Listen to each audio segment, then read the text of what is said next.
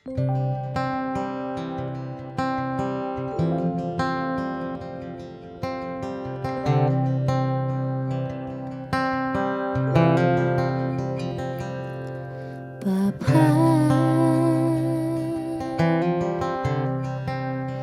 Engkau sungguh baik,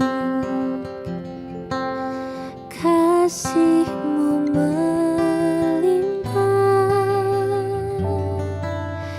di hidupku.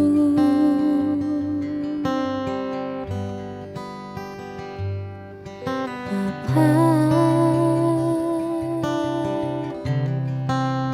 ku berterima kasih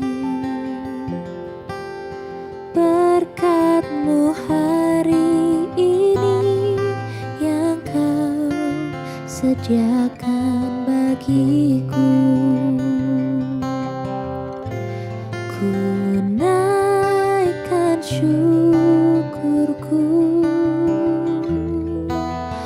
buat hari yang Kau beri, tak habis-habisnya kasih dan rahmat-Mu,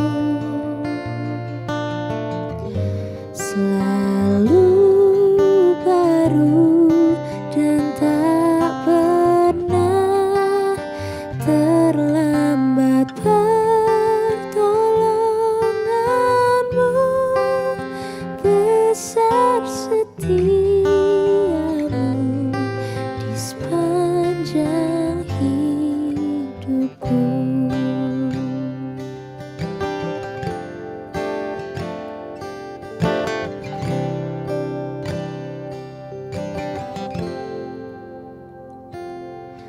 Bapa, Engkau sungguh baik, kasih-Mu melimpah di hidupku.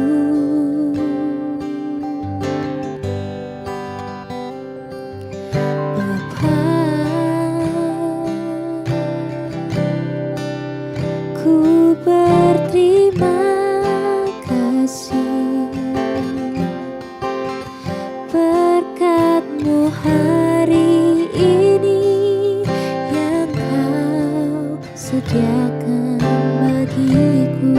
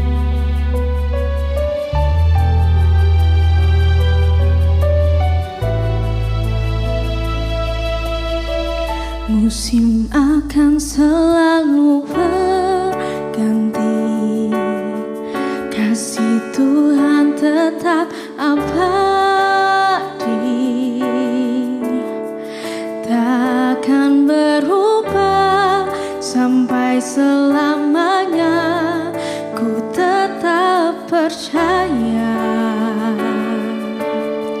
Ku yakin Tuhan memberkati, ku yakin Tuhan melindungi. Burung di udara Tuhan pelihara karena kasih-Nya. Tuhan selalu menolongku, selalu menjagaku. Sehelai di rambutku tak akan terjatuh tanpa seizinmu. Tuhan selalu menolongku, selalu menjagaku. Dia mengenyangkanku dan peliharaku seumur hidupku.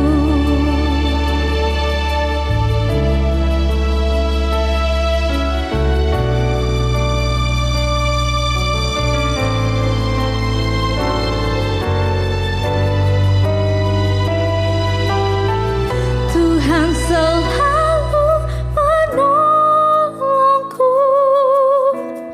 selalu menjagaku. Sehelai di rambutku tak akan terjatuh tanpa seizinmu. Tuhan selalu menolongku, selalu menjagaku. Dia mengenyangkanku dan peliharaku seumur hidupku. Dia mengenyangkanku dan peliharaku seumur hidupku.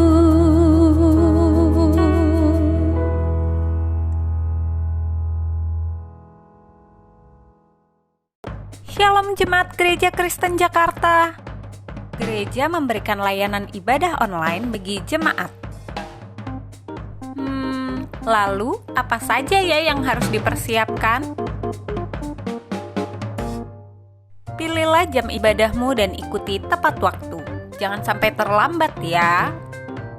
Berpakaian rapi dan sopan, seperti kondisi jemaat akan pergi ke gereja. Siapkan Alkitab dan alat tulismu ya. Duduklah dengan posisi yang baik agar tetap fokus. Hindari untuk berbaring ataupun sambil melakukan kegiatan lain di rumah. Berdoalah secara pribadi untuk mempersiapkan hati kita mengikuti ibadah ya. Berpartisipasilah aktif dalam beribadah, seperti ajakan untuk berdiri atau duduk, menyanyikan pujian, dan mendengarkan firman Tuhan dengan tetap fokus. Persembahan dapat jemaat berikan melalui transfer ke rekening gereja lokal masing-masing ya. Ikutilah ibadah online sampai selesai. Mohon bimbingan orang tua untuk dapat mengajak anak merenungkan firman melalui ibadah online sekolah minggu.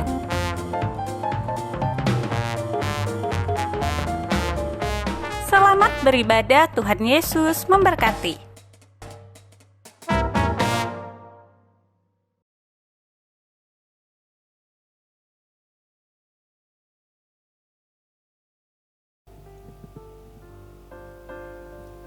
Shalom, Shalom, selamat pagi saudaraku yang kasih dalam Tuhan Yesus Kristus. Puji syukur kepada Tuhan di pagi hari ini, dimanapun Bapak Ibu berada, saudara-saudari berada, kita boleh berkumpul bersama-sama untuk beribadah kepada Tuhan.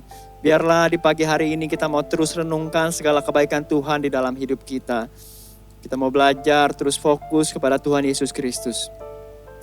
Mari saya mau ajak Bapak Ibu untuk kita boleh mengambil saat teduh sejenak. Mari kita ambil saat teduh sejenak.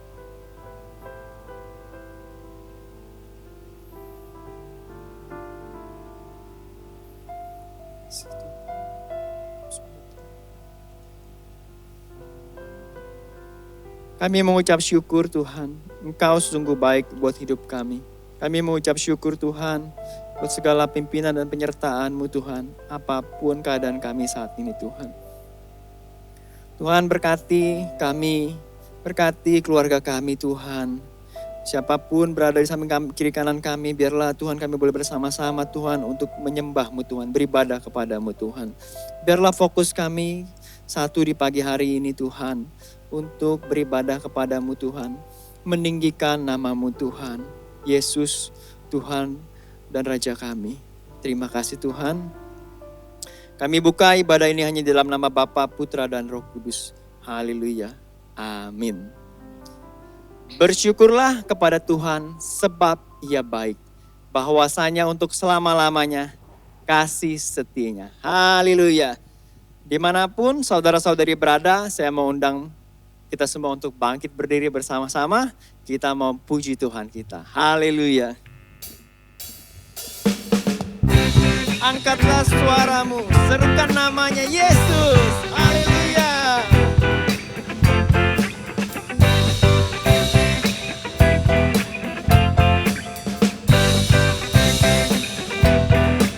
Haleluya. Angkat. Angkatlah suaramu, puji dan serukan nama Yesus. Tanggalkan bebanmu, tak perlu kau khawatir, sebab Dia sanggup. Gerakkan kakimu, semua menari. Menarilah dan bertepuk tangan, bersukacitalah. Gak perlu lagi, tak perlu kau khawatir, sebab Dia sanggup. Sekarang nyanyikan kebesarannya, Dia kuat dan penuh kuasa. Bersorak-sorai karena kasih-Nya, tak datang melawat kita. Nyanyi bagi Dia.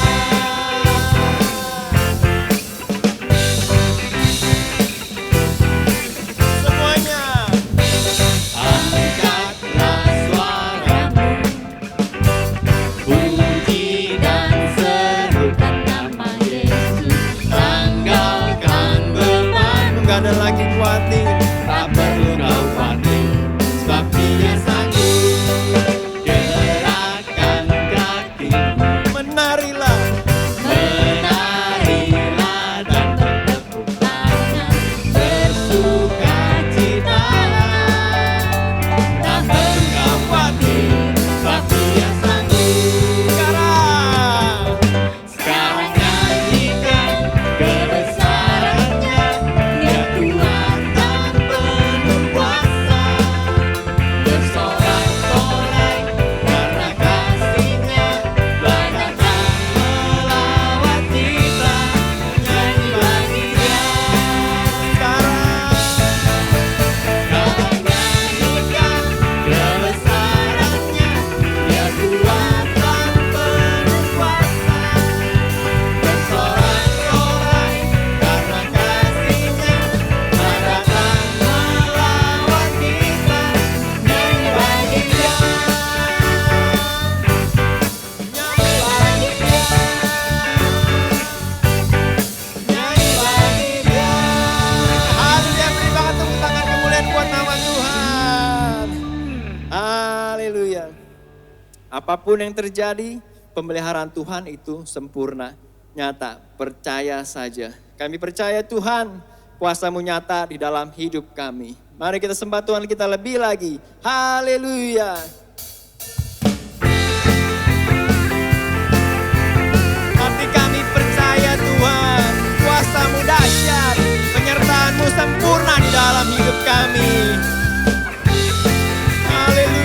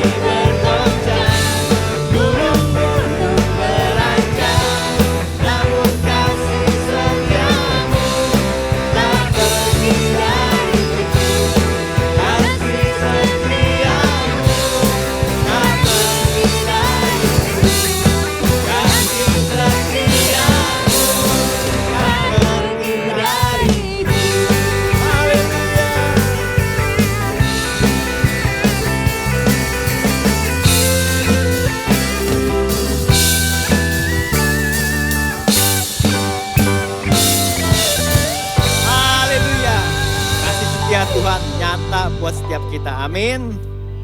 Masih tetap dalam keadaan berdiri. Mari kita siapkan hati kita. Kita akan mengikrarkan pengakuan iman rasuli di hadapan Tuhan dan di hadapan jemaat Tuhan. Mari bersama-sama dengan sikap hormat secara perlahan-lahan. Pengakuan iman rasuli. Aku percaya kepada Allah, Bapa yang Maha Kuasa, Khalik langit dan bumi, dan pada Yesus Kristus anaknya yang tunggal Tuhan kita, yang dikandung dari Roh Kudus, lahir dari anak darah Maria, yang menderita sengsara di bawah pemerintahan Pontius Pilatus, disalibkan, mati dan kuburkan, turun ke dalam kerajaan maut. Pada hari yang ketiga, bangkit pula dari antara orang mati, naik ke surga, duduk di sebelah kanan Allah, Bapa yang Maha Kuasa. Dan dari sana ia akan datang untuk menghakimi orang yang hidup dan yang mati. Aku percaya kepada Roh Kudus, gereja yang kudus dan am, persekutuan orang kudus, pengampunan dosa, kebangkitan tubuh, dan hidup yang kekal. Amin. Jemaat Tuhan dipersilakan duduk kembali. Mari kita siapkan hati kita untuk mendengarkan firman Tuhan. Biarlah kita boleh terus mengingat akan kebaikan Tuhan di dalam hidup kita. Hanya Dialah pengharapan kita. Hanya Dialah sumber kekuatan kita. Yuk Tuhan Yesus Kristus. Terima kasih Tuhan. Kau sungguh baik buat setiap kami. Kuasa-Mu nyata Tuhan. Pemeliharaan-Mu nyata di dalam hidup kami. Kaulah Allah satu-satunya pengharapan. Allah satu-satunya yang kami andalkan. Berkati setiap kami Tuhan. Engkau Tuhan yang setia, waktu-Mu selalu yang terbaik. Engkau Tuhan sandaranku, dan ku hanya kan berharap padamu. Satu-satunya yang ku andalkan, satu-satunya yang ku percaya. Engkau sumber kekuatan, sumber pengharapan, sumber kedamaian.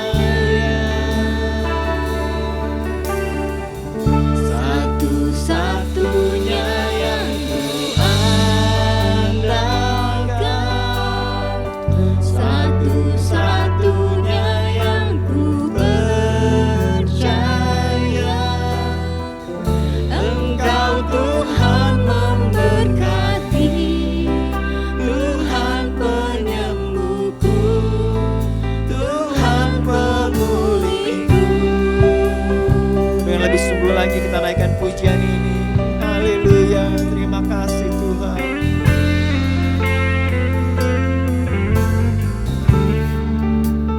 Setia Tuhan. Engkau Tuhan yang setia, waktu-Mu selalu yang terbaik. Engkau Tuhan sandaranku, dan ku hanya kan berharap padamu. You are the only one God. Satu-satunya yang ku andal. Apapun yang terjadi Tuhan, satu-satunya yang ku percaya. Engkau sumber kekuatan, sumber pengharapan, sumber kedamaian. Benar Tuhan. Satu-satunya yang ku andalkan,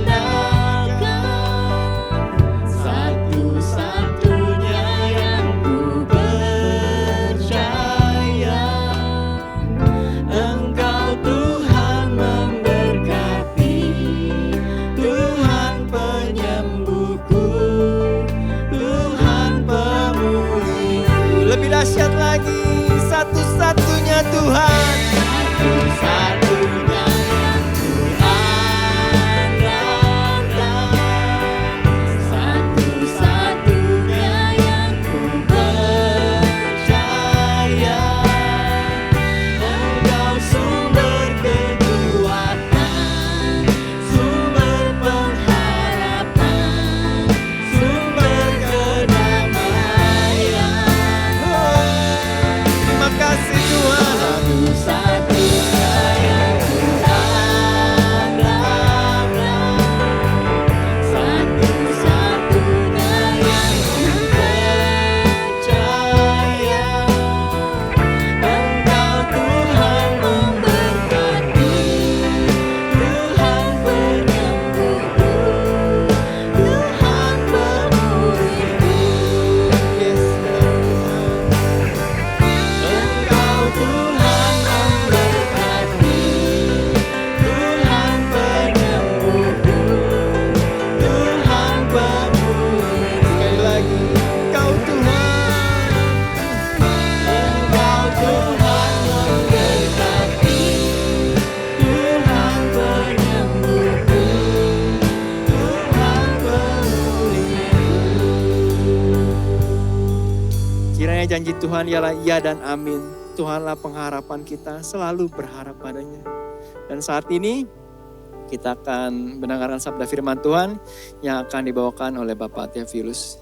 Kepada Bapak Theophilus kami persilakan.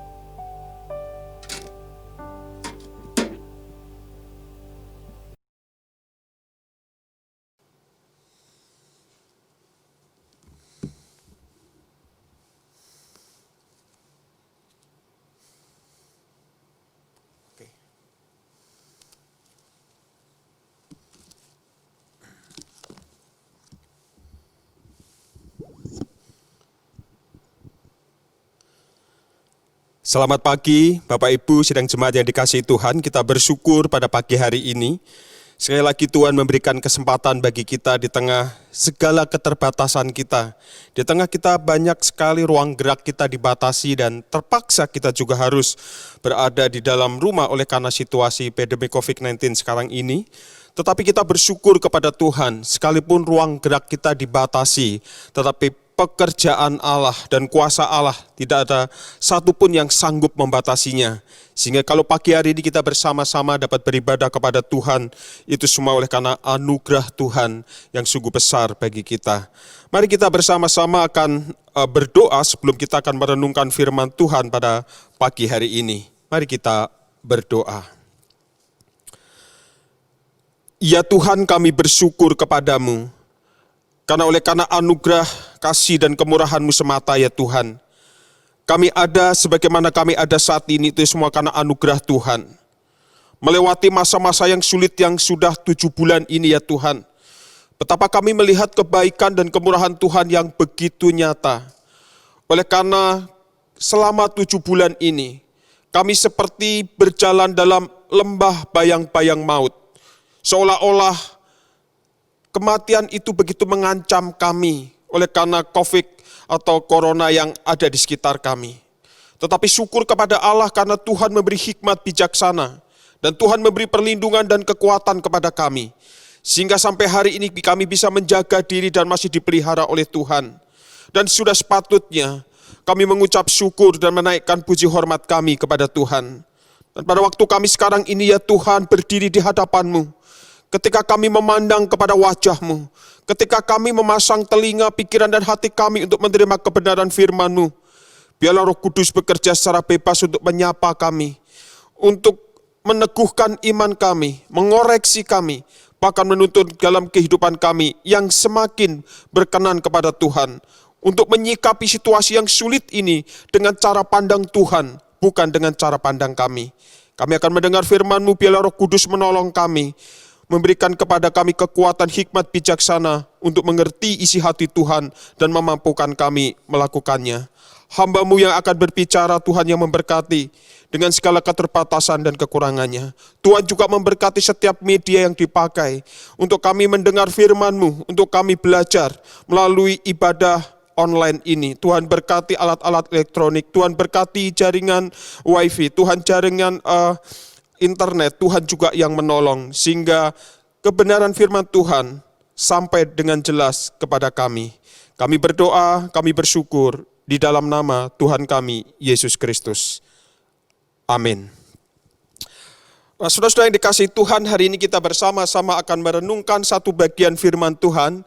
Tema yang diberikan kepada kita adalah mempercayai yang sukar dipercayai. Jadi dengan maksud bahwa tema ini diangkat, saudara dan saya khususnya Jemaat Gereja Kristen Jakarta dimanapun saudara berada dapat belajar meneladani apa yang diungkapkan oleh firman Tuhan khususnya di dalam iman kita di tengah situasi yang sulit ini. Apakah kita memiliki iman yang benar seperti yang ditunjukkan oleh bagian firman Tuhan yang akan kita baca, yaitu di dalam Lukas pasal 17. Lukas pasal 17 kita akan membaca ayat 11 sampai 19. Demikianlah firman Tuhan. Dalam perjalanannya ke Yerusalem, Yesus menyusur perbatasan Samaria dan Galilea. Ketika ia memasuki suatu desa, datanglah 10 orang kusta menemui dia. Mereka tinggal berdiri agak jauh dan berteriak, "Yesus, Guru, kasihanilah kami." Lalu ia memandang mereka dan berkata, "Pergilah, perlihatkanlah dirimu kepada imam-imam." Dan sementara mereka di tengah jalan, mereka menjadi tahir. Seorang dari mereka ketika melihat bahwa ia telah sembuh, kembali sambil memuliakan Allah dengan suara nyaring. Lalu tersungkur dengan kaki Yesus dan mengucap syukur kepadanya. Orang itu adalah seorang Samaria. Lalu Yesus berkata, "Bukankah ke-10 orang tadi semuanya telah menjadi tahir? Di manakah yang 9 orang itu? Tidak adakah di antara mereka yang kembali untuk memuliakan Allah selain daripada orang asing ini?" Lalu ia berkata kepada orang itu, "Berdirilah dan pergilah, imanmu telah menyelamatkan engkau." Saya ulangi ayat 19, "Berdirilah dan pergilah, imanmu telah menyelamatkan engkau." Saudara-saudara yang dikasihi Tuhan, dalam bacaan ini kita mendapati Yesus menyembuhkan seorang Samaria dari penyakit kustanya. Ini adalah anugerah Tuhan yang luar biasa bagi ke-10 orang itu, dan khususnya saya menggarisbawahi kepada satu orang, yaitu orang kusta yang disembuhkan lalu kembali kepada Kristus. Ini adalah anugerah Tuhan yang luar biasa baginya. Tetapi yang patut menjadi refleksi buat kita adalah anugerah yang terbesar ini bukan disembuhkannya penyakit kusta itu. Tetapi anugerah terbesar untuk orang Samaria adalah perjumpaannya dengan Yesus Kristus yang menyelamatkannya. Dan saudara, menarik sekali dari ke-10 orang itu, Alkitab mengatakan bahwa orang Samaria yang biasa disebut orang kafir, orang yang tidak belajar agama, orang yang tidak mencari Tuhan, tetapi justru orang inilah yang bukan hanya disembuhkan penyakit secara jasmani, yaitu penyakit kustanya, tetapi jauh daripada itu perjumpaan dia secara pribadi dengan Allah membuat jiwanya diselamatkan. Nah saudara, saya katakan tadi bahwa ini orang Samaria dikatakan sebagai orang kafir. Kalau kita melihat latar belakang sejarahnya. Pada zaman Tuhan Yesus, Israel itu dibagi menjadi 3 bagian. Yaitu daerah Galilea yang sangat dipengaruhi oleh budaya Helenistik. Lalu kemudian dan tengah itu adalah Samaria yang sangat dipengaruhi menurut orang Yahudi oleh penyembahan berhala. Lalu di daerah selatan itu daerah Yudea. Nah inilah tempat, Yudea ini adalah tempat para imam, yaitu tempat penyembahan kepada Tuhan dengan ketat yang dilakukan oleh orang-orang Yahudi. Dan inilah tempat yang biasa disebut dengan tempat bait suci dan tempat orang-orang yang beribadah kepada Allah Yahweh atau Allah yang hidup. Jadi orang mengatakan Galilea itu dianggap terlalu sekuler, terlalu duniawi. Samaria dianggap sebagai orang kafir dan Yudea adalah tempat yang paling suci. Dan ketika Yesus menyembuhkan, melakukan mukjizatnya ini, ketika Yesus melakukan perjalanannya ini, Yesus bertemu dengan orang-orang sakit kusta ini di perbatasan antara Samaria dan Galilea, berarti agak ke utara. Nah, saudara-saudara yang dikasih, kalau kita perhatikan secara mendetail, bahwa orang kusta ini menderita bukan karena penyakitnya, meskipun penyakit itu juga memberikan satu rasa sakit dan penderitaan kepada mereka. Tetapi sesungguhnya akibat yang ditimbulkan oleh sakit kusta itu jauh lebih membuat dia menderita daripada sakit yang dideritanya. Oleh karena orang yang menderita sakit kusta, mereka harus dimiskomunikasikan, harus dikeluarkan dari komunitas atau disingkirkan dari tengah-tengah masyarakat. Mereka harus tinggal di pinggiran kota atau di pinggiran desa. Mereka harus keluar dari kemah-kemah tempat mereka tinggal. Dan kalaupun kemudian saudara mereka berpapasan dengan orang yang sedang berjalan, mereka harus tutup wajah mereka dengan tudung dan harus mengangkat tongkat mereka dan mereka teriak, najis, najis. Maksudnya adalah dia ingin memberitahu kepada orang-orang yang ada di sekelilingnya, saya orang kusta, jangan dekat-dekat dengan saya. Kenapa? Karena penyakit kusta adalah penyakit yang menular dan mereka harus menghindar dari bertemu dengan orang. Maka saudara bisa bayangkan bertahun-tahun jika penyakit kusta itu belum disembuhkan, orang-orang ini harus terpisah dengan keluarganya, terpisah dengan istrinya, terpisah dengan suaminya, terpisah dengan anaknya, terpisah dengan komunitasnya. Mereka menjadi orang-orang yang loneliness, orang-orang yang kesepian. Sambil terus menantikan satu pengharapan bahwa suatu saat penyakit kusta itu bisa disembuhkan. Saudara, satu penantian yang membuat mereka berada di dalam kedukaan. Persis ketika saya merenungkan bagian ini adalah ketika selama 7 bulan ini kita berada di dalam rumah. Segala ruang gerak kita dibatasi oleh karena penyakit menular atau virus menular corona. Saudara, kita sudah mulai gelisah, kita sudah mulai agak sedikit menderita saudara-saudara. Dan apalagi kalau sampai terinfeksi. Saya rasa bukan kebetulan kalau kita pagi hari ini merenungkan bagian ini. Ini menjadi satu refleksi yang luar biasa. Satu sikap yang harus kita berikan di tengah situasi pandemi COVID-19 ini. Nah saudara, maka tadi saya katakan ini adalah penderitaan yang berat bagi para penderita sakit kusta ini. Maka ketika ke-10 orang itu mendengar bahwa Yesus sedang melewati tempat itu, atau Yesus sedang berjalan melewati daerah itu. Ketika berita itu didengar, tentu ini merupakan satu kabar yang menggembirakan. Kita tidak tahu dari mana ke-10 orang itu tahu bahwa Yesus pasti akan bisa menolong. Tetapi barangkali selama ini sebelum mereka menderita kusta atau ada berita-berita yang sampai ke telinga mereka bahwa Yesus ini adalah seorang tokoh, seorang guru. Nah, kitab Lukas menjelaskan begitu secara detail, nanti akan kita lihat bahwa orang yang bukan hanya dikagumi banyak orang, tetapi dia punya kuasa menyembuhkan berbagai penyakit.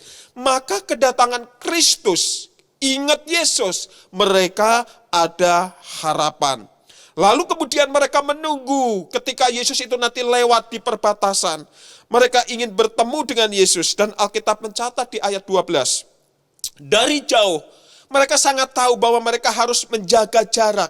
Mereka tahu diri untuk tidak dekat-dekat. Hari ini segala sesuatu kita juga social distancing. Kita nggak boleh dekat-dekat. Maka kalau saudara selalu ingin terus kumpul-kumpul, belajarlah dari orang kafir ini yang mengerti untuk bisa cepat sembuh bagaimana caranya. Nah saudara-saudara, maka mereka berteriak dari jauh kepada Yesus. Ketika Alkitab mengatakan ayat 12, ketika Yesus memasuki suatu desa. Lebih tepat diterjemahkan ketika Tuhan Yesus beserta rombongannya ini akan memasuki desa. Artinya dia belum masuk, dia masih ada di pinggiran. Ini tepat seperti dikatakan, orang penderita sakit kusta itu tinggal di sana. Lalu mereka mengatakan apa? Di dalam terjemah karena dikatakan bahwa ketika Yesus lewat, dikatakan, Yesus, Guru, kasihanilah aku. Dalam terjemahan lain mengatakan, Guru, Master, Divine Healer, pemimpin yang punya mujizat, tolonglah kami, kasihanilah kami. Jadi ke-10 orang itu berteriak, Guru. Dan dia menyebutnya juga di terjemahan lain, divine healer, Allah yang menyembuhkan. Pemimpin yang punya mujizat, tolonglah kami, kasihanilah kami. Satu ungkapan teriakan, memohon belas kasih, menyadari ketidakberdayaannya dan membutuhkan pertolongan. Dan ketika mendengar itu, ayat 14, kita membaca di sana. Ketika mendengar teriakan itu, Yesus berhenti. Alkitab mencatat, lalu ia memandang mereka dan berkata, sangat mengejutkan kalau kita perhatikan di sana. Jawaban Yesus sangat mengejutkan dengan mengatakan, pergilah, perlihatkanlah dirimu kepada imam-imam. Saudara-saudara, di luar dugaan, jawaban Yesus sangat sulit dipercayai. Tidak masuk akal. Kenapa? Karena ketika Yesus berkata, pergilah, perlihatkanlah dirimu kepada imam-imam. Perintah tersebut sepertinya mudah, hanya suruh pergi. Tetapi sulit dilakukan dan sulit dipercaya. Kenapa? Karena perintah Yesus itu berarti waktu Yesus mengatakan, tunjukkanlah dirimu kepada para imam. Tunjukkanlah dirimu kepada imam. Atau perlihatkanlah dirimu kepada imam-imam. Saudara, kesulitan itu tidak masuk akal. Kenapa? Perhatikan, yang pertama, Tuhan menuntut mereka, yang pertama dengan pergi ke imam, mereka berarti harus pergi ke Yudea. Mereka harus berjalan melalui Samaria untuk pergi ke Yudea. Satu perjalanan yang jaraknya lebih dari 1 mil. Perjalanan yang begitu jauh. Mereka harus berjalan dari tengah ke selatan untuk bertemu dengan para imam. Nah, mengapa saudara-saudara? Karena ketika Yesus mengatakan tunjukkanlah kepada imam, di situ tidak ada imam. Mereka harus pergi ke Yudea. Perjalanan yang panjang. Nah, bagaimana mungkin kalau pergi ke Yudea? Berarti dia akan melewati banyak orang. Dan itu sesuatu yang sepertinya kenapa Yesus tidak langsung menyembuhkannya. Nah, ini persoalan yang kedua. Pada waktu perintah itu diberikan, Yesus belum menyembuhkan kustanya. Tentu ini semakin tidak masuk akal. Karena kalau saudara membaca di dalam Imamat pasal 14, di sana dikatakan, seseorang penderita sakit kusta itu boleh bertemu dengan imam kalau dia sudah sembuh. Kenapa dia bertemu dengan imam? Bertemu dengan imam itu artinya dia menunjukkan diri ke imam, dia memberikan persembahan yang dituntut oleh Taurat, lalu imam itu akan mengkonfirmasi orang ini sudah sembuh atau belum. Artinya dia datang pasti bukan dalam keadaan sakit, tapi dia merasa pasti sudah sembuh. Maka saudara perhatikan, setelah imam dikatakan dikonfirmasi sembuh, setelah itu baru penderita kusta itu yang sudah sembuh tadi boleh kembali ke kampungnya atau kembali ke komunitasnya. Tetapi ini Yesus menyuruh dalam keadaan belum disembuhkan. Maka saudara-saudara, tema kita hari ini adalah mempercayai yang sukar dipercayai. Dan inilah yang dialami oleh 10 penderita sakit kusta ini. Tetapi yang menarik di sana, ketika Yesus mengatakan, perlihatkanlah atau pergilah, perlihatkanlah dirimu kepada imam-imam. Di sana kita tidak menjumpai ada perdebatan atau ada komplain dari ke-10 orang itu. Kita tidak membaca di sana mengatakan, guru, sembuhkan dulu aku baru pergi. Atau mereka mengatakan, guru, enggak salah kamu nyuruh saya pergi. Itu tempat jauh banget loh. Dan nanti kalau saya ketemu orang banyak bagaimana? Kalau saya dilempari batu bagaimana? Tidak. Tetapi Alkitab mencatat, setelah mereka mendengar, mereka langsung berjalan. Baru di tengah jalan, di tengah kesadaran mereka, di luar kesadaran mereka, ketika mereka melihat sakit kustanya, Alkitab mencatat bahwa mereka disembuhkan. Saudara, di dalam Alkitab ada satu bagian khususnya di dalam 2 Raja-Raja pasal 5 ayat 1 sampai 4. Saudara, kita membaca di sana tentang Panglima Naaman, yaitu Panglima Raja Aram yang sangat disayangi raja dan diberikan kemenangan oleh Tuhan. Seorang yang begitu hebat luar biasa, Alkitab mencatat dia menderita sakit kusta. Pada waktu dia mendengar sakit kusta, runtuhlah seluruh kemegahan-kemegahannya.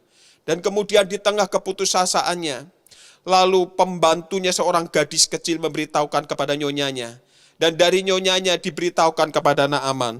Lalu Naaman dikatakan disuruh pergi ke Samaria. Karena di sana ada Nabi Elisa. Nabi yang di Samaria yaitu Elisa yang akan menyembuhkannya. Lalu kemudian panglima itu berpamitan kepada raja dan dengan para pengawalnya pergi bertemu dengan Elisa. Dan apa yang terjadi saudara-saudara ketika bertemu dengan Elisa? Elisa tidak langsung berbicara kepada Naaman tetapi melalui bujangnya. Dia berkata kepada Naaman, pergilah mandi 7 kali dalam sungai Yordan, maka tubuhmu akan pulih kembali sehingga engkau akan menjadi tahir. Ini berbeda.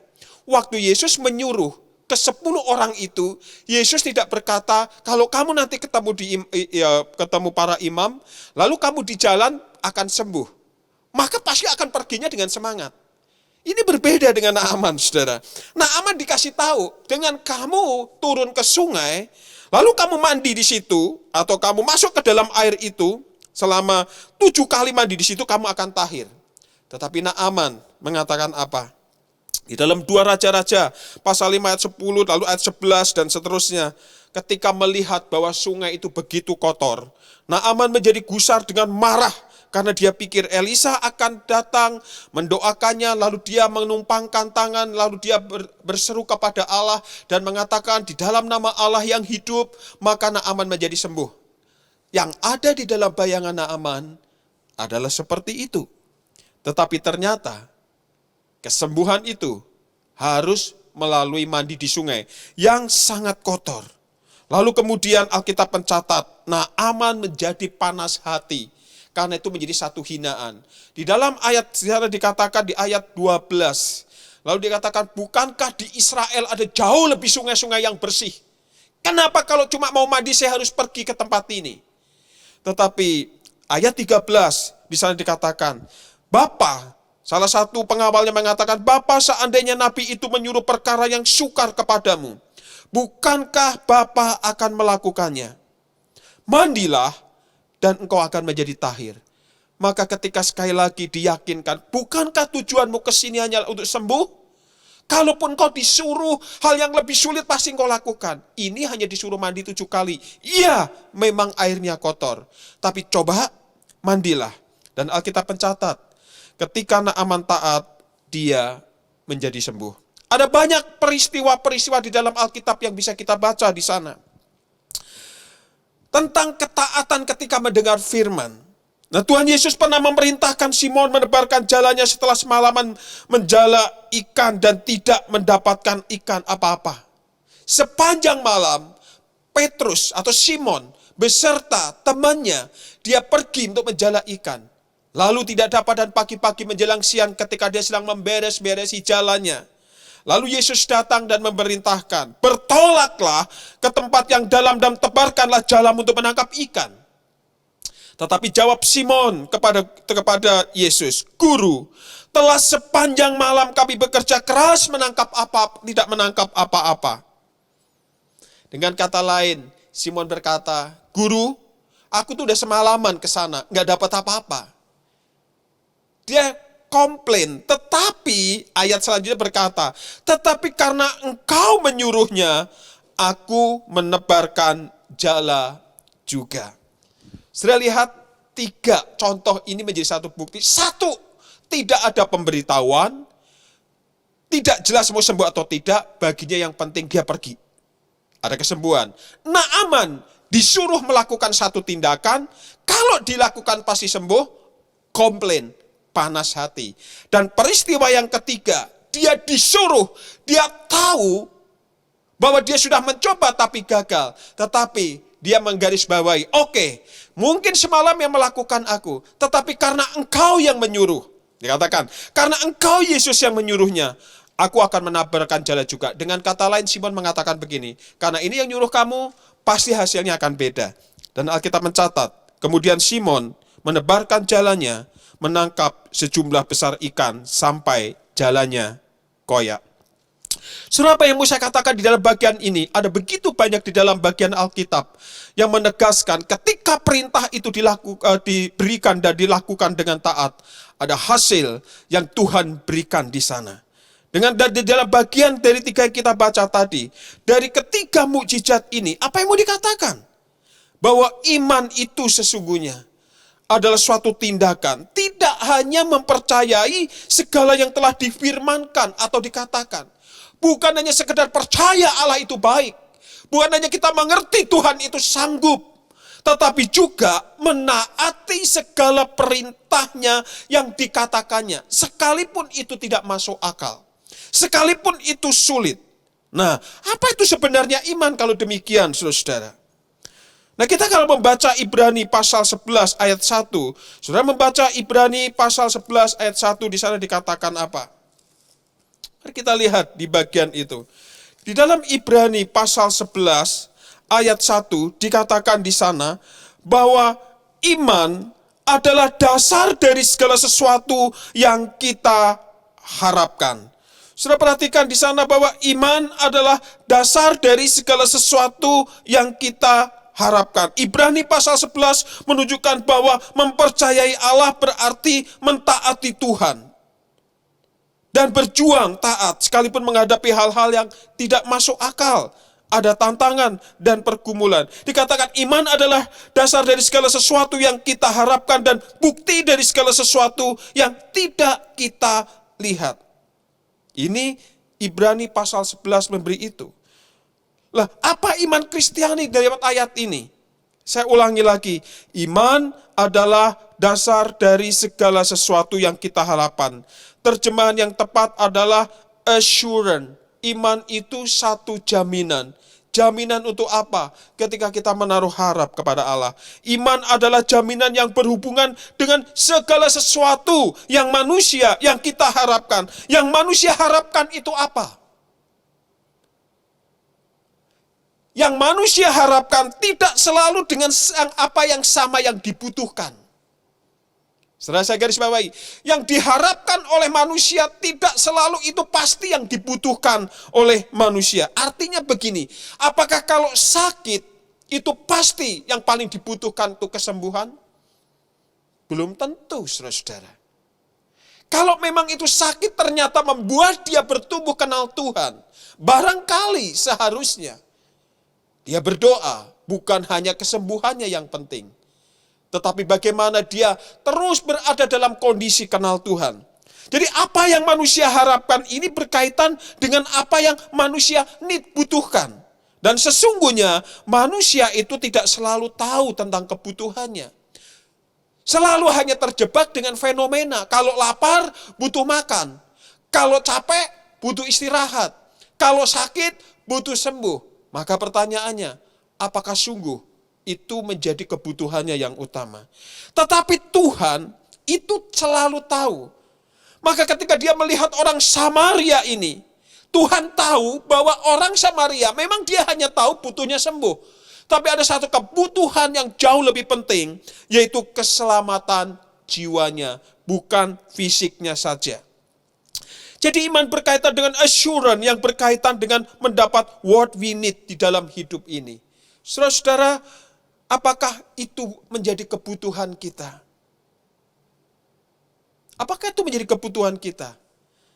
Yaitu kebutuhan yang paling utama, yaitu kebutuhan akan keselamatan jiwa. Hari ini begitu banyak orang hanya ingin membutuhkan bagian-bagian ini. Sudah ketika saya membaca ini, saya ingat satu peristiwa di dalam hidup kami sekeluarga. Kami sekeluarga bukan datang dari latar belakang Kristen, kami dari agama yang lain yang cukup ketat.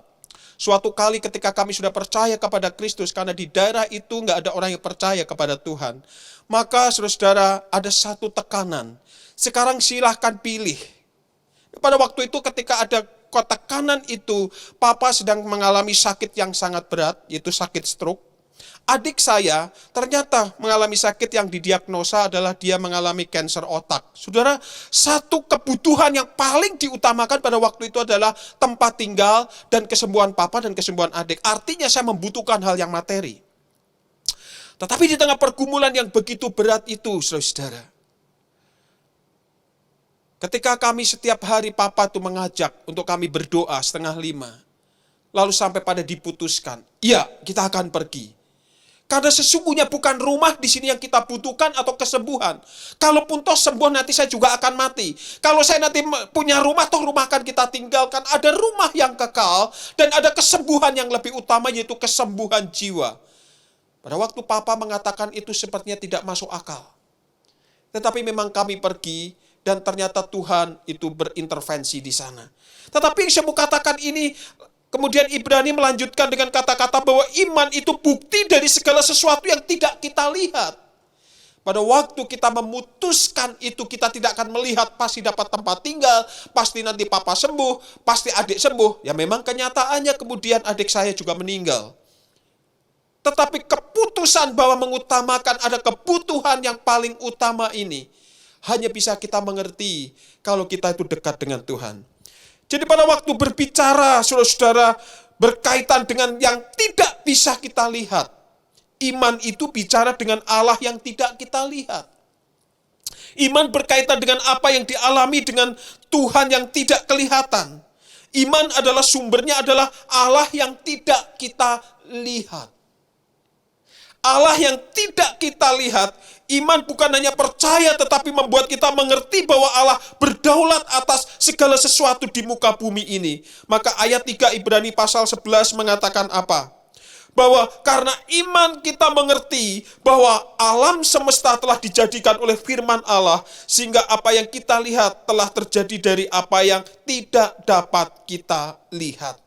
Saudara, dengan kata lain apa? Dengan kata lain yang mau dikatakan di sini, saudara, bahwa iman sekali lagi ini ketika kita berbicara kepada Allah yang tidak kelihatan, itu adalah Allah yang berdaulat atas hidup. Maka waktu kita beriman, maka kita berani menaruh diri kepada Allah, sekalipun itu tidak masuk akal, sulit dipercayai. Tapi bukankah sulit dipercayai bahwa Allah itu Allah yang menciptakan langit dan bumi ini hanya dengan firman-Nya? Maka ini barangkali yang terjadi dengan 10 orang kusta, tetapi spesial adalah yang satu tadi. Ini yang mengatakan Kristus, divine healer. Mereka jalan saja, tidak memikirkan apa nantinya. Saudara, maka ini kita mengerti bahwa iman kepada Allah yang tidak kelihatan bagi orang percaya adalah iman kepada Allah pencipta langit dan bumi. Allah yang menguasai alam semesta. Allah yang mengontrol hidup kita. Allah yang menentukan hidup dan mati manusia. Allah yang menentukan kaya dan miskin manusia. Dan Allah yang kita sembah. Allah yang tidak pernah memberi yang salah kepada kita.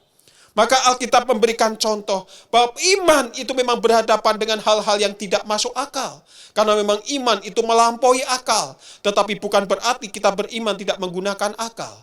Iman tidak mematikan rasio. Tetapi ketika kita menggunakan rasio kita berhadapan dengan Allah yang begitu besar, memang kita terbatas untuk memahami dan mengerti. Maka Ibrani pasal 11 ayat 7 lalu kemudian memberikan contoh. Karena iman, maka Nuh dengan petunjuk Allah tentang sesuatu yang belum kelihatan, dengan taat mempersiapkan bahtera untuk menyelamatkan keluarganya. Nuh disebut orang beriman karena apa? Karena mempercayai dan melakukan sesuatu yang tidak masuk akal. Sukar dipercayai, membangun bahtera kapal, dan Nuh taat.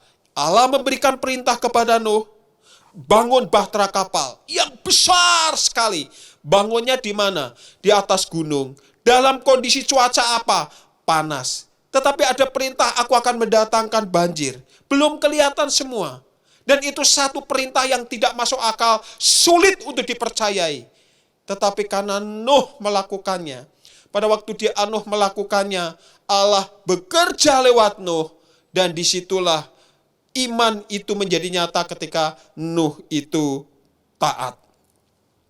Nah, saudara-saudara, apa respon dari iman orang di tengah kondisi yang sulit sekarang ini? Apakah respon iman orang Kristen di tengah situasi kondisi pandemi COVID-19 yang sudah 7 bulan ini?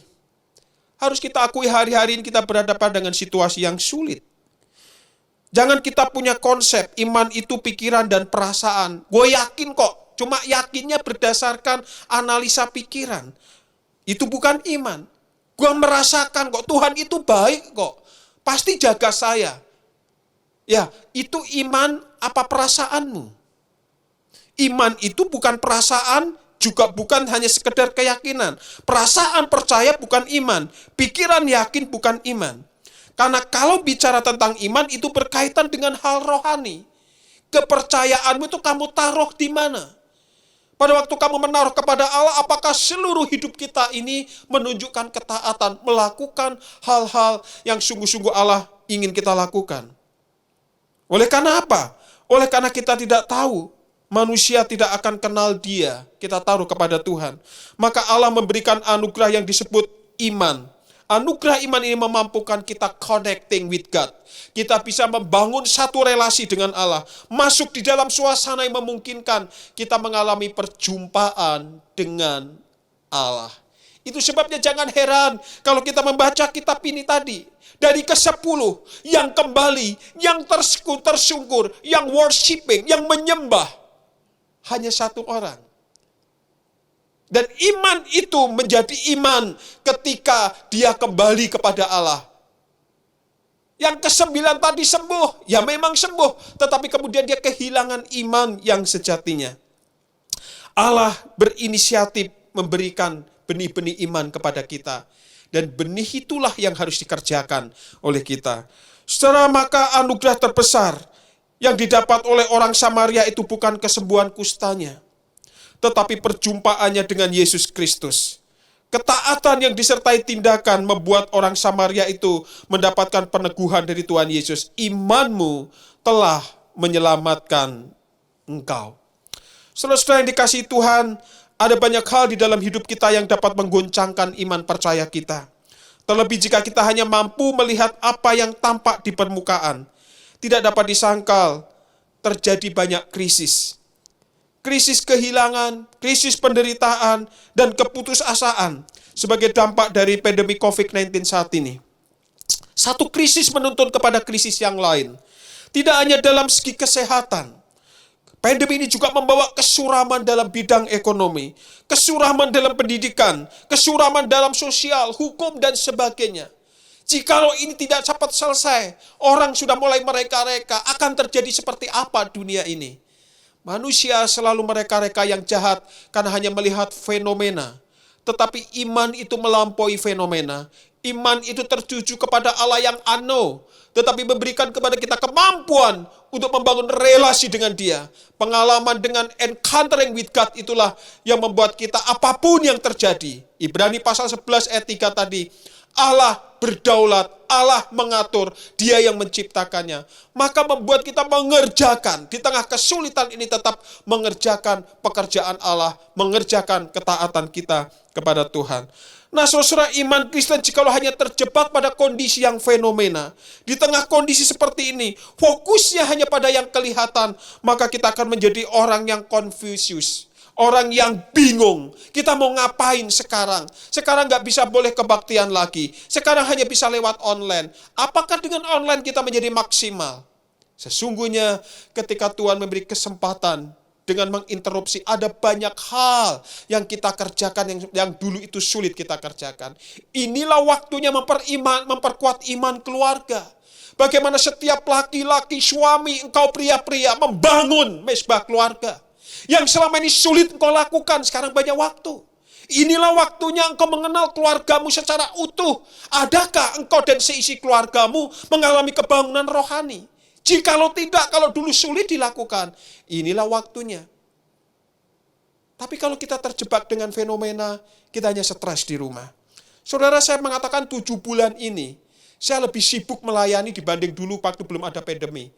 Paling tidak saya seminggu 3 kali, 2 kali memimpin PA sudah pasti. Satu PA yang pimpin dari luar Jawa. Dari anggota 15 sekarang sudah 30 lebih. Lalu ada PA keluarga, minimal 3 dan 1 ada khotbah secara live streaming. Tetapi juga saya mengadakan satu pembinaan lewat Zoom.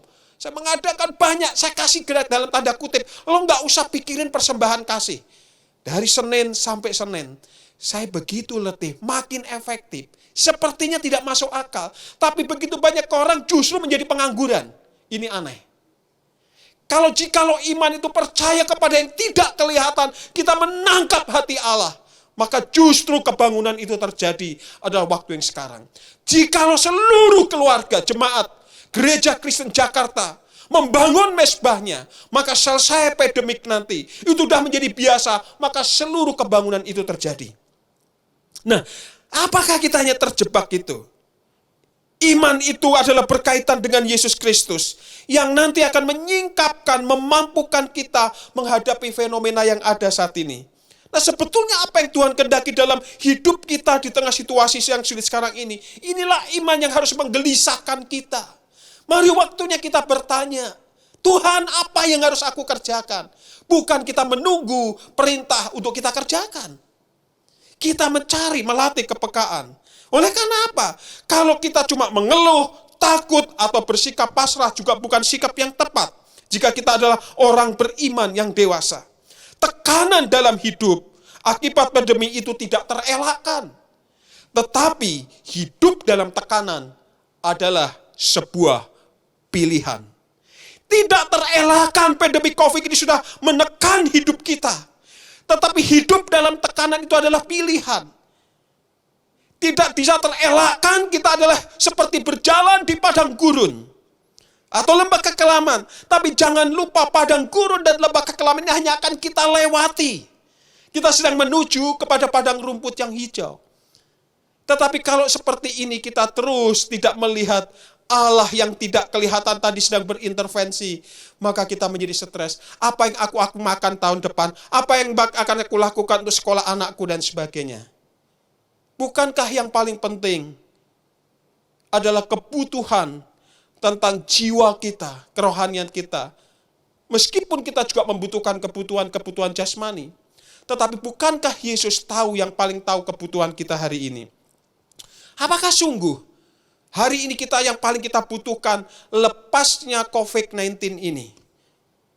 Sebetulnya apa yang kita butuhkan di situasi kondisi saat ini? Saya akan menutup yang pertama. Penyertaan Tuhan. Penyertaan Tuhan. Jikalau Tuhan beserta aku tidak takut apapun juga. Dan jikalau Tuhan beserta kita akan memberikan hikmat apa saja yang kita butuhkan. Yang Tuhan akan berikan untuk menghadapi situasi yang sulit ini. Sehingga kita menjadi peka dan mampu melihat seluruh peluang-peluang pekerjaan Tuhan yang dapat kita kerjakan. Kita berani bertindak dan melakukan apa yang Allah singkapkan kepada gerejanya, kepada kita. Kenapa saya mengatakan hal yang paling perlu adalah penyertaan Tuhan? Kita ingat Musa. Ketika Musa berdoa kepada Allah. Dan Allah mengatakan silakan kau pergi. Bahkan berkat-berkat ini menyertaimu. Tapi aku gak akan bersama dengan kamu. Tapi Musa ngomong, aku gak akan pergi kalau engkau tidak besertaku. Meskipun dijanjikan loh. Engkau akan hidup berkelimpahan tetapi aku gak bersamamu. Musa enggak. Karena yang paling penting bukan berkatnya. Penyertaan Tuhan. Musa mengatakan begini. Dari mana aku tahu, dari mana orang lain tahu bahwa Allah menyertaiku? Kalau cuma bicara sembuh, bicara berkat berkelimpahan, orang bukan Kristen juga bisa. Tapi bukti Allah hadir di dalam hidupmu dan hidupku adalah di tengah segala situasi yang sulit, engkau dan saya menjadi berkat. 7 bulan, semua gereja di seluruh dunia berdoa. Dari iman yang kecil sampai iman yang memindahkan gunung. Virus yang kecil itu nggak hilang-hilang. Bukan Tuhan tidak berkuasa. Saya yakin ada maksud Tuhan yang harus kita tangkap. Maka supaya kita tetap kuat, mari kita mohon penyertaan Tuhan. Sehingga kita dimampukan untuk dapat melihat bahwa melalui pandemi ini, Allah juga berkarya dan melakukan hal-hal yang besar dalam hidup kita. Yang kedua, yang terakhir. Pertama, kita membutuhkan penyertaan Allah. Sehingga Allah menyingkapkan hal-hal yang dapat kita kerjakan. Mengerjakan perkara-perkara besar di masa yang sulit ini. Memberi hikmat bijaksana untuk kita menghadapi segala hal yang terjadi di depan kita. Dan yang kedua, tetap percaya bahwa kematian Kristus di atas kayu salib untuk dosa-dosa kita adalah jaminan yang dapat kita andalkan. Kematian Yesus menjawab kebutuhan terbesar kita untuk berdamai dengan Allah. Jikalau kebutuhan yang terbesar Allah selesaikan, maka kebutuhan sekunder Allah yang sangat tahu, pasti Allah berikan. Bukankah iman itu adalah pengharapan kepada Allah tentang apa yang kita butuhkan, bukan kita inginkan. Maka kematian Kristus di atas kayu salib untuk dosa-dosa kita adalah jaminan yang dapat kita tinggalkan, yang kita dapat andalkan. Kalau engkau sungguh sudah diselamatkan, kalau engkau sungguh menjadi anak-anak Allah, engkau biji mata Allah, engkau pasti akan dipelihara oleh Allah. Hal itu juga yang menunjukkan bahwa kebutuhan terdalam kita bukanlah terbebas dari kesesakan hidup di dunia ini. Kebutuhan kita hari ini bukanlah terselesaikannya COVID-19 sebenarnya. COVID-19 ini. Tetapi berkat kemuliaan surgawi yang Allah sudah kita terima dari Yesus Kristus. Sehingga 2 Korintus pasal 4 ayat 17 mengatakan begini. Sebab penderitaan ringan yang sekarang ini mengerjakan bagi kami kemuliaan kekal yang melebihi segala-galanya, jauh lebih besar dari penderitaan ini. Penderitaan COVID kini tidak sebanding dengan penderitaan Kristus di atas kayu salib. Penderitaan COVID-19 ini tidak sebanding jikalau kita tidak diselesaikannya dosa. Tetapi jikalau kita mengalami kesulitan hari ini, Tuhan mau kita menangkapnya. Allah singkapkan kita untuk mengerjakan perkara-perkara yang besar. Sehingga disitulah maka kita memandang kepada salib Kristus. Tetap percaya bahwa jikalau Kristus sudah mati bagiku di atas kayu salib untuk dosa-dosaku, itu adalah jaminan yang dapat aku andalkan.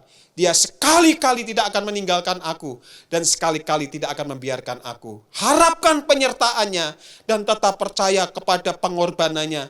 Itu menjadi modal bagi kita untuk terus melakukan hal-hal, menghadapi situasi di depan kita yang sulit kita percaya ini. Kiranya Tuhan memberkati kita semua. Mari kita berdoa.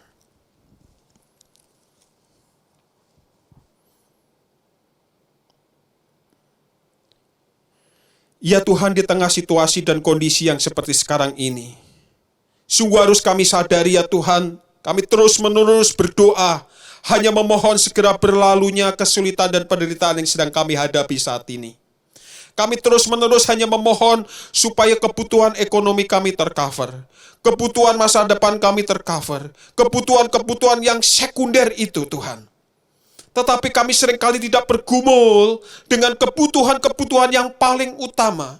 Oleh karena ketika Tuhan Yesus mati di atas kayu salib, untuk menebus dosa-dosa kami ya Tuhan.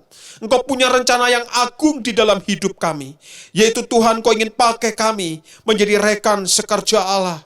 Untuk menjadi alat-alat di tangan Tuhan. Untuk mengerjakan pekerjaan-pekerjaan-Mu di muka bumi ini ya Tuhan. Tuhan, ampuni kami kalau selama 7 bulan ini kami hanya berfokus kepada mujizat-mujizat yang memulihkan akan kondisi jasmani. Tetapi Tuhan, kami tidak pernah berseru dan bergumul akan kondisi kerohanian kami. Sehingga sekalipun 7 bulan sudah kami hadapi, iman kami bukan makin bertumbuh, tapi nampak stagnan, bahkan tidak jarang mengalami keruntuhan. Tuhan, kami harus belajar dari orang kusta dari Samaria itu.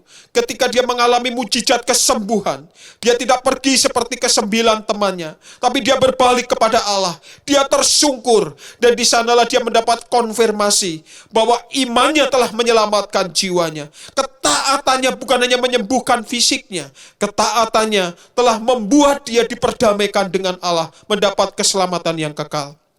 Tuhan, ampuni kami jikalau selama ini kami hanya berkeluh kesah, kami hanya menjerit, memohon siang malam pagi petang, berdoa untuk hal-hal kebutuhan yang sekunder, tapi kami tidak pernah bergumul bagaimana sikap iman kami menghadapi pandemi COVID-19 ini. Kami tidak pernah bergumul supaya Tuhan menyingkapkan kebenaran-kebenaran yang sedang kami hadapi ini. Sehingga hidup kami di tengah keterbatasan ini makin efektif, makin dipakai Tuhan. Sehingga berkat-berkat surgawi itu turun atas kami, turun atas keluarga kami, turun atas gereja kami. Sehingga ya Tuhan, kami percaya segala penderitaan, kesulitan yang ada di muka bumi ini sifatnya sementara. Karena Tuhan ingin bentuk dan proses kami. Sehingga Tuhan tolong kami Kami tidak terjebak dengan apa yang kelihatan, karena itu akan membuat kami bingung.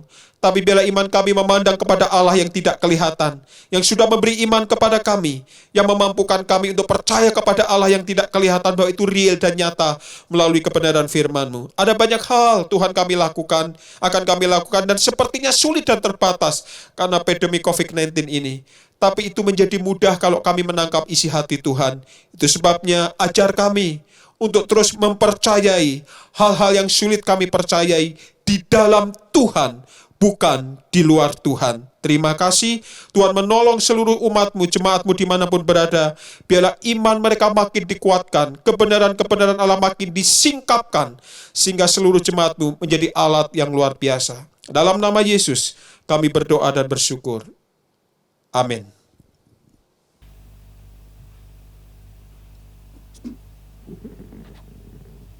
Terima kasih buat firman Tuhan yang telah disampaikan oleh Bapak Theophilus. Kiranya firman Tuhan ini bisa menjadi kekuatan buat setiap jemaat Tuhan yang mendengarkan yang di rumah. Saat ini kita akan mempersiapkan diri untuk memberikan persembahan. Persembahan dapat dilakukan melalui transfer ataupun scan barcode. Silakan saudara-saudari bisa melakukannya di rumah. Ataupun kalau misalnya tidak bisa boleh dikumpulkan dulu, nanti sewaktu-waktu ada bisa ke gereja, bisa disampaikan ke gereja. Mari kita siapkan hati untuk memberikan persembahan. Mari kita angkat pujian, oh betapa indahnya. Dengan bersuka cita kita memberikan persembahan yang terbaik.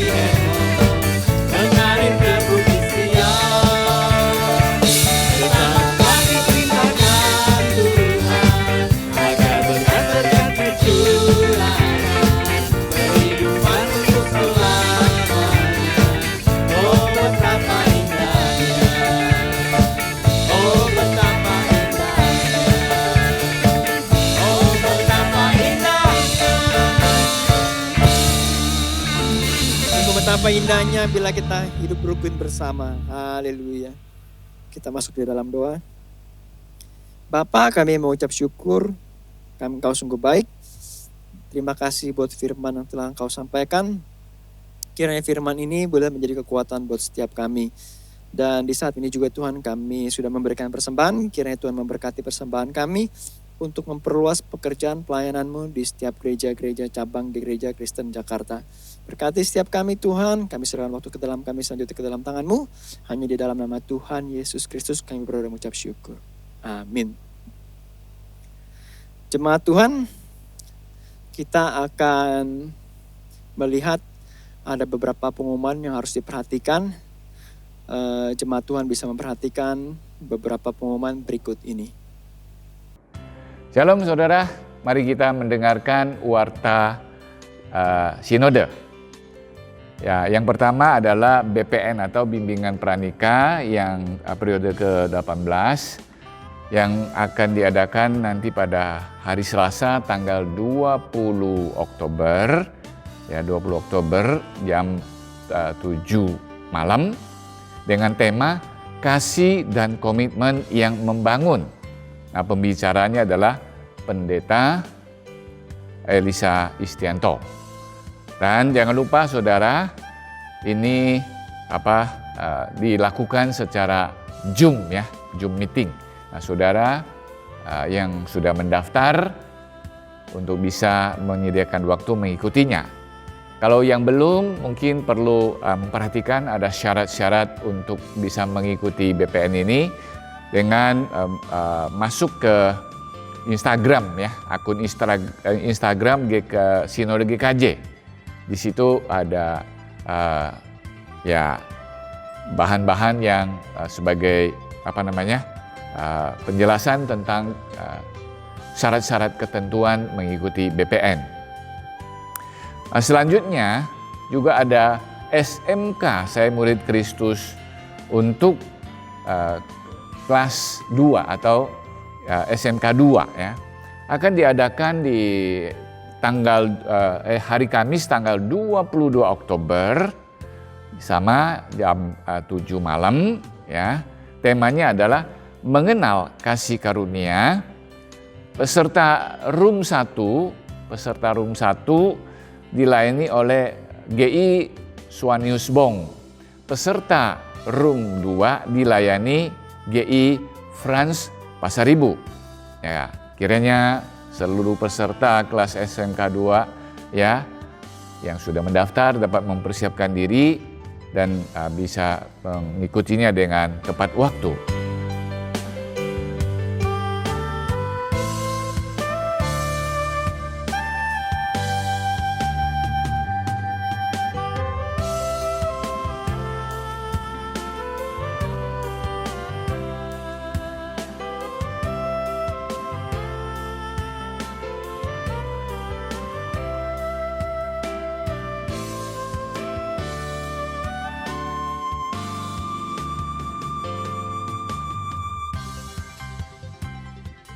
Ya, demikian warta sinode.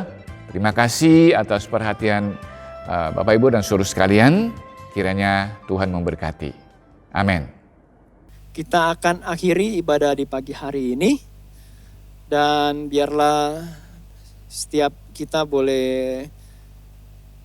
ulang.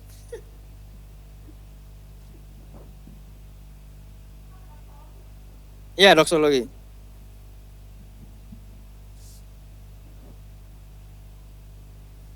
Kita akan akhiri ibadah di pagi hari ini. Kita akan memuji Tuhan kita. Kita angkat pujian doksologi.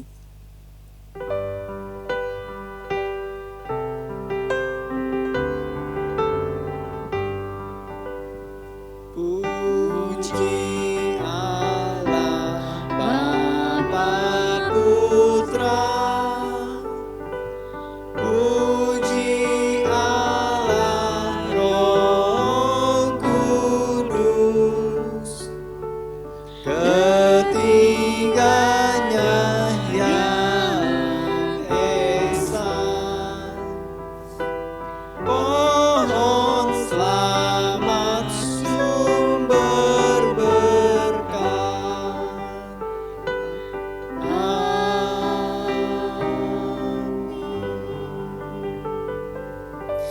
Kepada Bapak Pendeta Suparman Halim kami persilakan. Mari saudara kita tutup ibadah kita terima berkat Tuhan. Kiranya kasih karunia dari Tuhan kita Yesus Kristus, kasih dari Allah Bapa, persekutuan, pertolongan Roh Kudus menyertai kamu sekalian dari sekarang sampai selama-lamanya. Amin.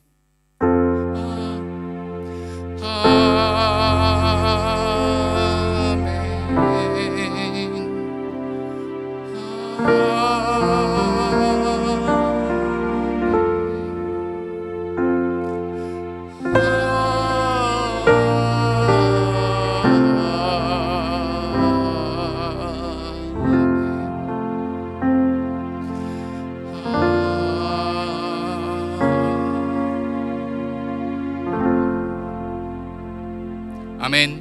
Tuhan memberkati.